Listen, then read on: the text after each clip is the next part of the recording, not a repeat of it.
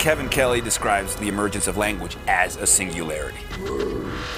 He says if you draw a line in the sand, the humans pre-language and the humans post-language, the world post-language would be unimaginable to the humans on the other side of that line.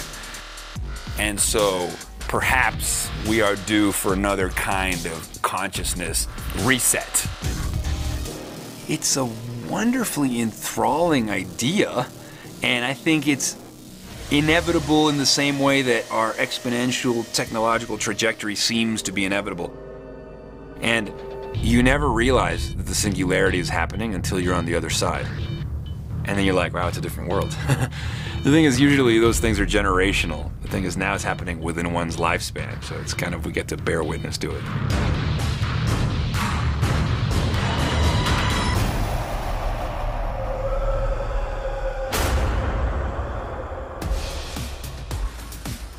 Life in the 21st century is one of constant radical transformation. The internet and the rapid rate in which new technologies are developed and adapted have altered the way in which we connect and live our lives. In the last 20 years, internet usage by American adults has gone from 16 to 86%, with over 93% of adults between the ages of 18 and 49 connecting to the World Wide Web. This digital world has fostered an environment of connectivity, education, and innovation right at our fingertips. And as technological breakthroughs continue to occur at an expanding rate, the question remains, how much farther can we go? I think that, if you look at those exponential growth curves, I think we're at one of those moments where it's like it's about to curve upwards and it's about to go like that, I mean, over the last 30 years, we've seen the world change so dramatically on the back of information technologies. The rate of change itself is accelerating, and I think that right now we don't need the time-lapse camera to visualize it. It's happening in real time, and so it just feels like you wake up every day and there's a new breakthrough and a new discovery. Over the last 20 years, a lot's happened in the technology landscape across the board here. What we've seen is massive computational power for doing real-time simulation of complex systems. We've seen an explosion in the global internet, right? In 2010, we had 1.8 billion people connected online. Today, it's about 2.8 billion. It will be 8 billion by 2020. And this massive demand for internet connectivity is leading an explosion in the desire for space, satellites, communications capabilities. The adoption rates for new technologies that change how we move through time and space and how we interface with one another are so fast, right? In 100 years, the airplane transformed the world. In 10 years, everybody's on Facebook. In 3 years, everybody's on Snapchat.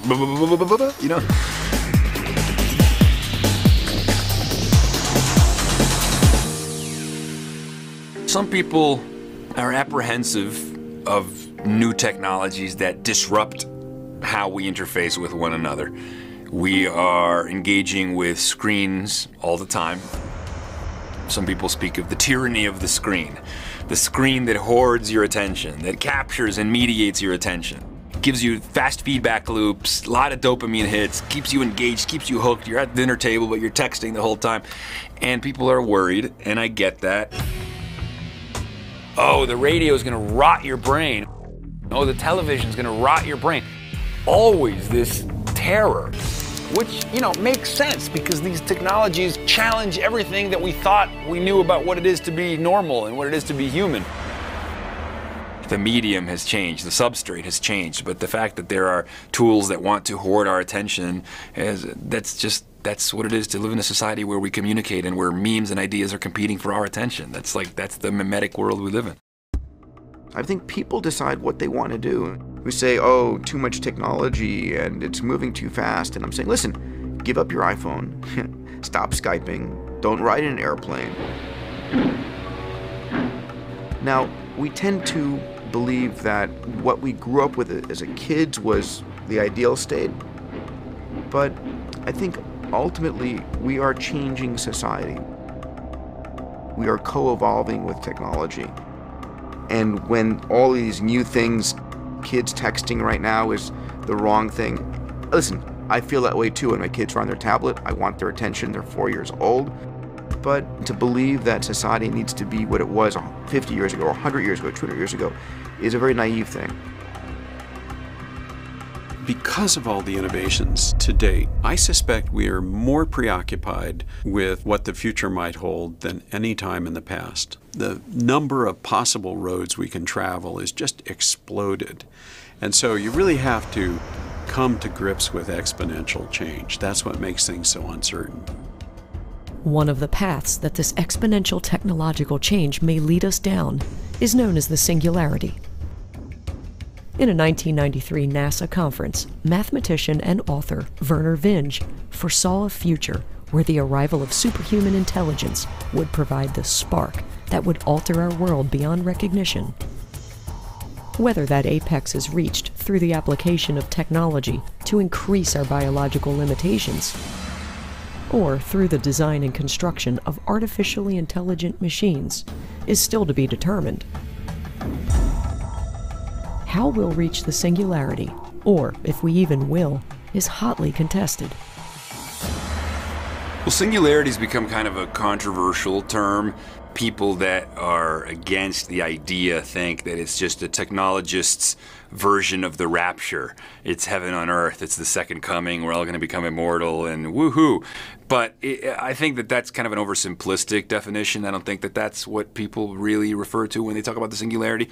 Kurzweil says it's a metaphor. It's a tool that we use to understand something.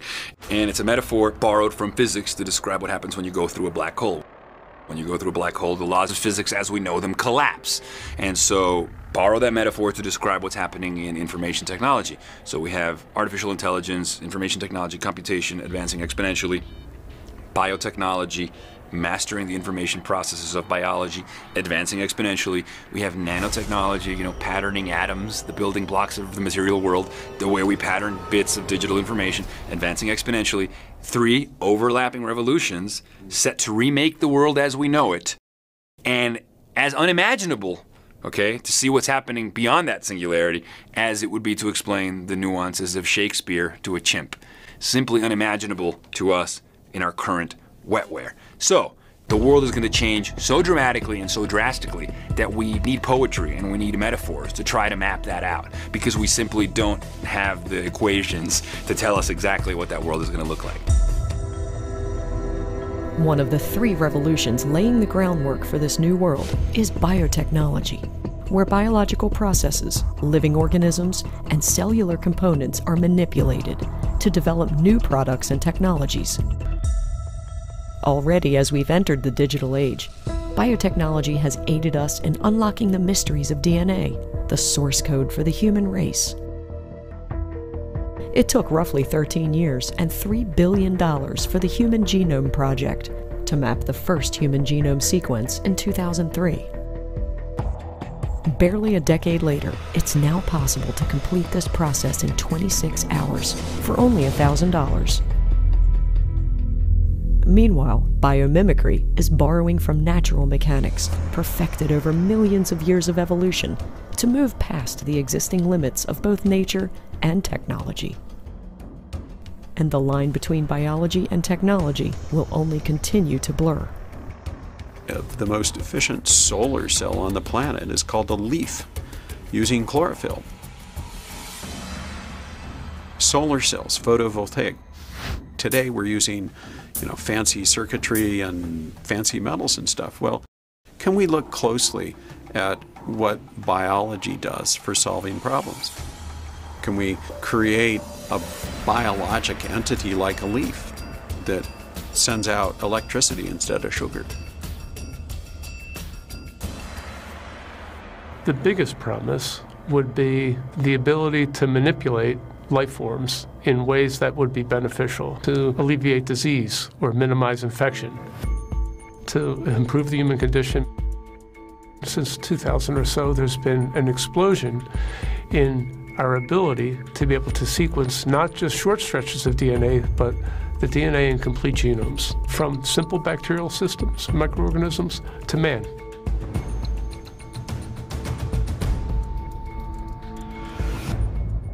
As we're learning more about our DNA and our bodies, and we're actually going in now and starting to manipulate characteristics. So if your baby is about to be born and the doctor says your baby has a health problem, we can go and fix the baby before your baby's born.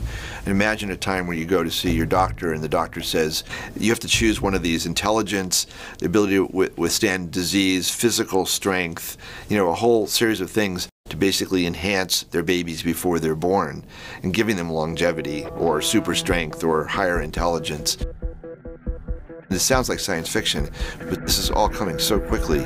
Are we a combination of a man and a machine, or are we literally going in and changing the genetic structure of the future of our species? This used to take, millions of years to evolve, and now we may be able to do this in literally, a matter of years. And our tools shape us, we shape our tools. We use those tools sometimes to individuate, to splinter off, and to be as different and varied as we want to be, and that's fine. If the potential applications of biotechnology can shape our next evolutionary leap, nanotechnology could bring about the singularity by shaping our physical world.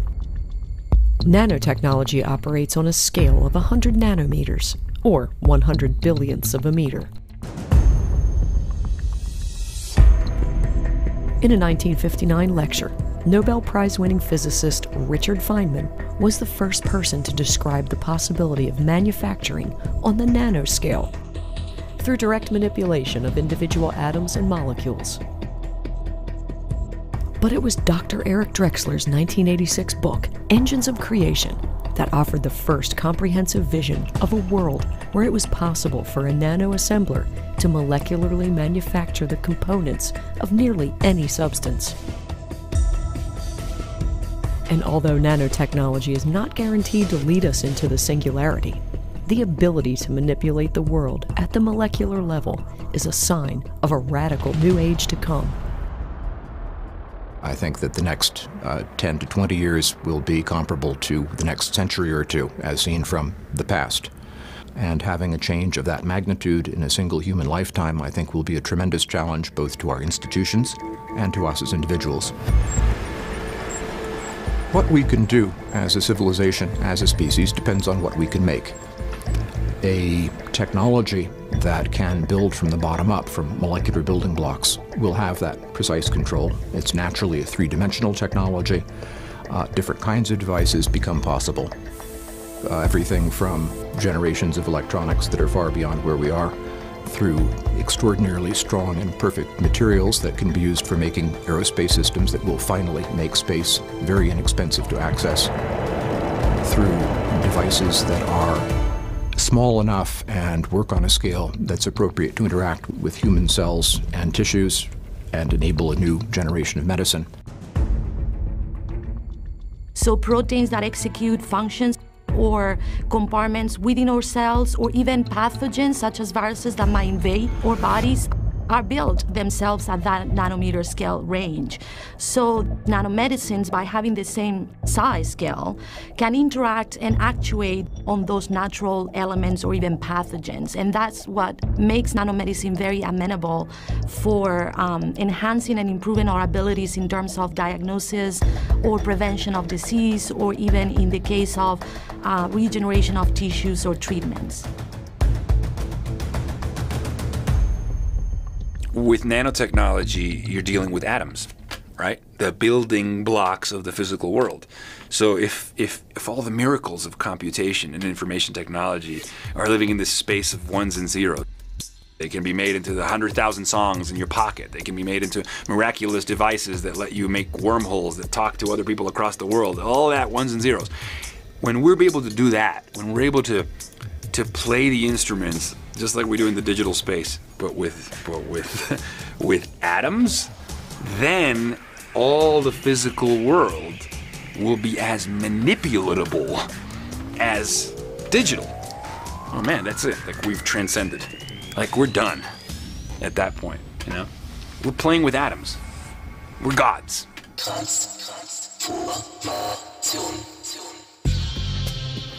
And although mastering biotechnology and nanotechnology could improve upon the human condition, the singularity will not be reached until human intelligence is somehow surpassed.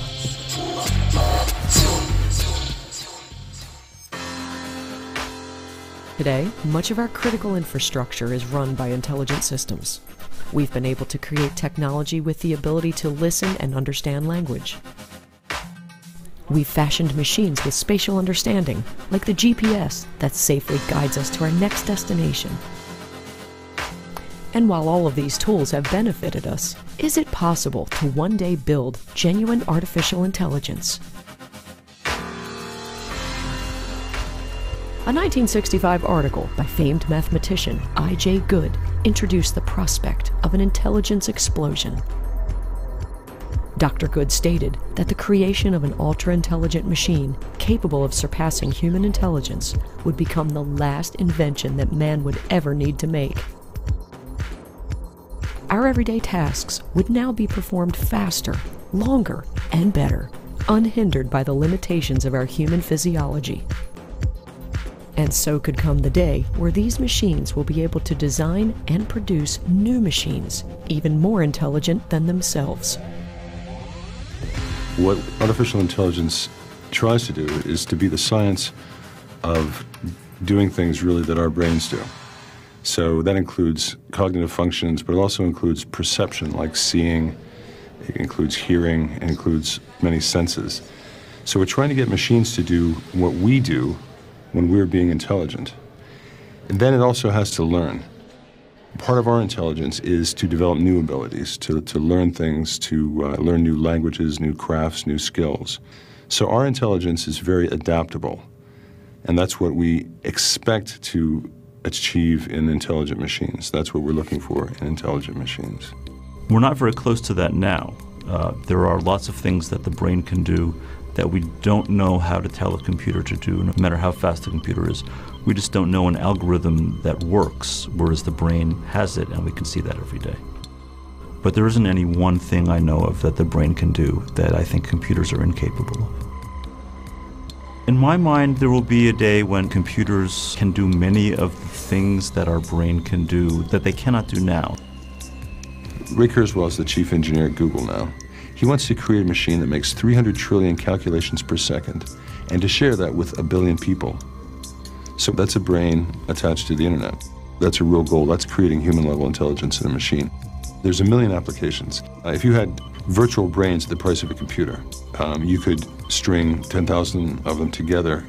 You know, imagine 10,000 PhD quality brains taking on questions like climate change or cancer research. You know, a number of my colleagues and friends have this dystopian view of AI, more the Terminator or, you know, the negative side of HAL. I honestly don't believe that. I think that's myopic. I think that AI is actually creating massive benefits for humanity. It's going to transform and make ubiquitous, dematerialize and demonetize healthcare and education, and going to transform and uplift most of humanity. Every technology has its downsides, but the upside is massive. Kurzweil says, he says the moment an AI supersedes all human brains in its intelligence and its sentience, because then you have one artificial intelligent entity that is smarter than all the collective brain power of all the humans on Earth. And so the thoughts that that entity will have, the things it will dream up, are inconceivable. The unimaginable world, post-singularity, may come sooner than we think. Ray Kurzweil believes this defining moment will occur by the year 2045. Whether or not it transpires, the seeds blurring the lines between technology and nature have already been planted. McKenna was talking about this 20 years ago when virtual reality was first coming out, but he says essentially the new kinds of intimacy that will be made possible. You know, when I want to share with you my inner world, I show you my house, I show you my books, I show you my room or my garden. Now I'll get to show you the insides of my mind. For me, it feels like the most beautiful song you have ever heard, right? I just think that consciousness will be freed from the constraints of Darwinian life. No more survival of the fittest, no more fighting to survive. Just the highest expressions of our humanness fully flourishing. So it's art and poetry and love and radical self-expression. It's meaning spilling over. That's what it looks like to me.